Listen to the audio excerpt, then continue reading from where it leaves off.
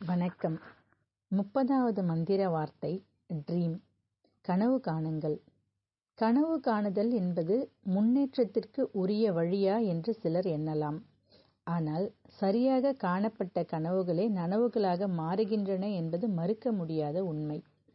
ஒரு ஒழுங்கில் தினமும் நாம் காணும் கனவுகள் உண்மையில் நனவாக ஆரம்பிக்கின்றன. நாம் தினமும் நிறைய நேரங்களை வீண் செய்கிறோம். எதையாவது சம்பந்தமில்லா விஷயங்களை யோசித்து கொண்டு தூங்குகிறோம், அல்லது தூங்கும் அந்த நேரத்தை பயன்படுத்தாமல் இருக்கிறோம்.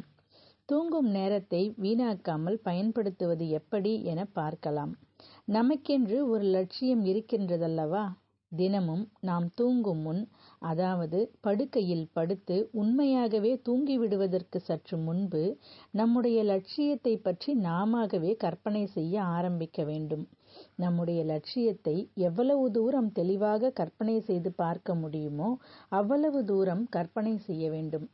100 கோடிகள் சம்பாதிப்பது நம்முடைய லட்சியம் என்றால், எந்த தொழிலின் மூலம் அதனை சம்பாதிக்கின்றோம், அந்த தொழிலில் நாம் எவ்வாறு கொடிகட்டி பறக்கின்றோம், எப்படி வெற்றிகள் குவிகின்றன, பரிசுகள், பாராட்டுகள், நம்முடைய பங்களா, கார், நம் குடும்பத்தாருடன் நாம் சந்தோஷமாக இருப்பது என்று அனைத்தையும் ஒன்று விடாமல் கற்பனை செய்யுங்கள்.